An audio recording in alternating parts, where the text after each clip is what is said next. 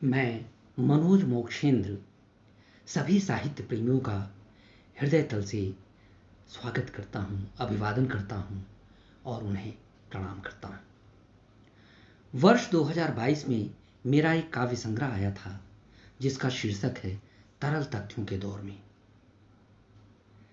इस काव्य संग्रह में कोई 79 कविताएं हैं। कुछ कविताएं छोटी हैं और कुछ बड़ी कविताएं। एक कविता कुछ अधिक लंबी है। इसे मैंने कोई 1 दशक पहले लिखा था। मैं इस कविता का पाठ करने जा रहा हूं। कविता का शीर्षक है उफ आह हाय। निरापद रहने के लिए यह दौर है गाफिल होने का।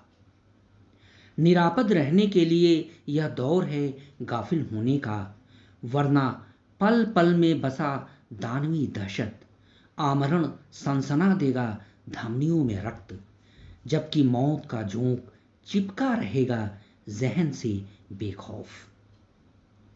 बेशक यह दौर है खुद को रैप सांग में खफ्तुल हवास रखने का, ईयरफोन से सुनते हुए कामोद्दीपक संगीत गर्जना, उत्तेजक मादा अंगों पर बकुल ध्यान लगाए रखने का।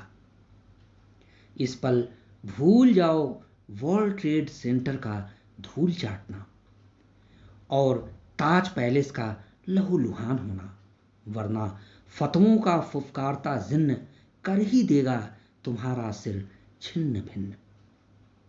स्मृत पन्नों से धो डालो सदा के लिए कि राजा से मिलेगी सुरक्षा।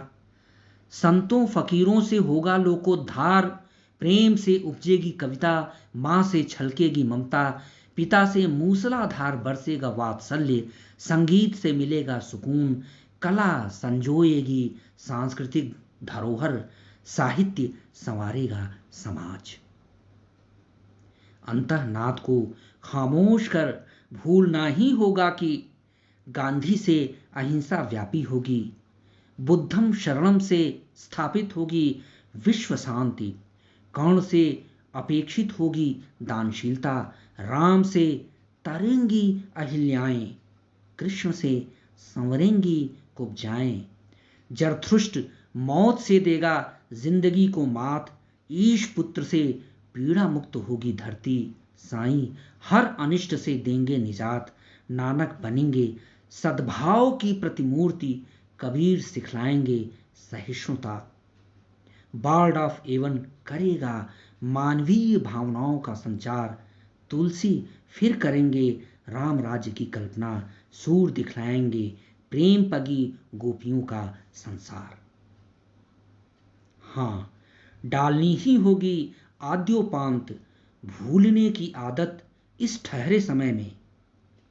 हाँ, डालनी ही होगी आद्योपांत भूलने की आदत इस ठहरे समय में, जबकि बेहिया डार्विन भौंकता ही जा रहा है सरेआम और स्वयं शिव घोंट रहा है पर्यावरण का गला। यूं तो भगीरथ पछताकर क्या कर पाएगा, भस्मावशेष गंगा के मध्य खड़े खड़े, यह सोचते हुए कि आखिर मैं क्यों बना एक विफल जग तारणी का जघन्य हत्यारा।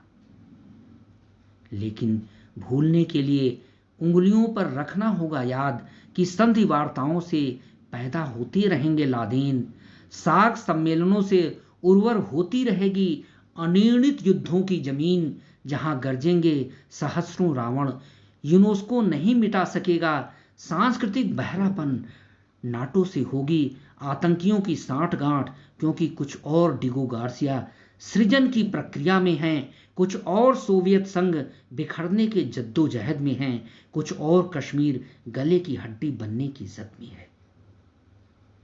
मिथ्यावादी मीडिया के कर्णस्फोटक दौर में क्या भूलना जरूरी होगा, क्या याद रखना वैकल्पिक होगा, इसकी बनानी होगी एक लंबी फेहरिस्त।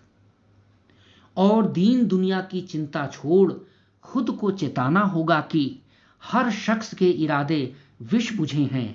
सो इस सतत भयाच्छादित परिवेश में बाज आ जाओ सह अस्तित्व की विडंबना से, क्योंकि इस अकेला चलो के दौर में परछाइयों को भी धमकाना होगा कि हमारा पीछा करने की सनातनी प्रथा तोड़ दें वे। उनकी बदनीयती के हम कायल हैं, निश्चय ही वे बम बन फट पड़ेंगी और हमारा बाकी वजूद भी मिटा देंगी। गिरगिटिया चाल के आलम में मुकम्मल याद रखना होगा कि सियासतदारी के मुनाफेदार धंधे में नए देसी ब्राह्मण विदेशी कुबेर बन बुनेंगे एक नई ऑक्टोपस वर्ण व्यवस्था, जिसमें बिंधकर समाज का होगा अंग भंग और चौपड़ चाल के मकड़ जाल में उलझकर चौधरानी मकड़ियां चूसेंगी मानवता का रक्त। पुराण सम्मत दलित जन कीट पतंगों में परिणत होंगे, जो ढोते हैं मलमूत वे उसे खाकर मुष्टंडे बनेंगे। राज मकड़ियों के इस पाखंड तंत्र में हर सहमे हाथ में थमाया गया होगा शांति ध्वजों के इवज में इस वादे का लालीपाप कि उन्हें काला हांडी तक पहुंचा कर ही दम लिया जाएगा। एसएमएस से कतरी गई भावनाओं के दौर में एसएमएस से कतरी गई भावनाओं के दौर में शिव के वरदान से हर शख्स भस्मासुर होगा, जो अपने ही सिर पर हाथ रखने की फिर नहीं करेगा घातक गलती। और वह क्षण दूभर नहीं, जबकि हर एक का हाथ हर दूसरे के सिर पर होगा और इसका नतीजा साक्षात सामने होगा। यानी पछताने का एक पल भी मयस्सर नहीं होगा। और हां, राज मकड़ियों के पाखंड तंत्र का यही हश्र होगा। इतना पापोन्मुख समय है यह कि एक बहुप्रचलित धारणा के विपरीत धर्म की आत्यांतिक हानि पर भी कोई भगवान अवतरित नहीं होगा।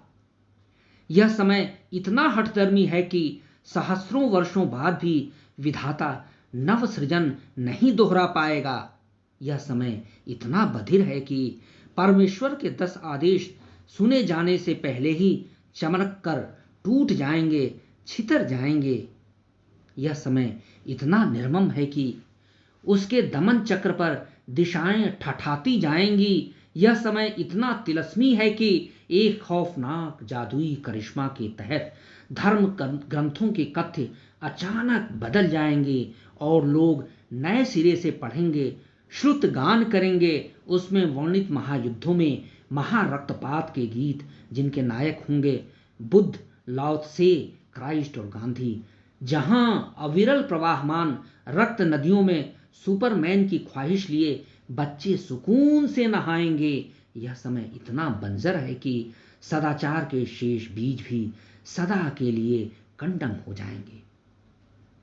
पर यह ऊसर समय उर्वर है नेपोलियन, हिटलर और गद्दाफी की फसल के लिए, जबकि पंडे, मुल्ले, पादरी और गुरु साझे में उनकी खेती करेंगे, जिनकी ग्लोबल मार्केटिंग के जरिए वे अपनी अस्मिता महिमा मंडित करेंगे।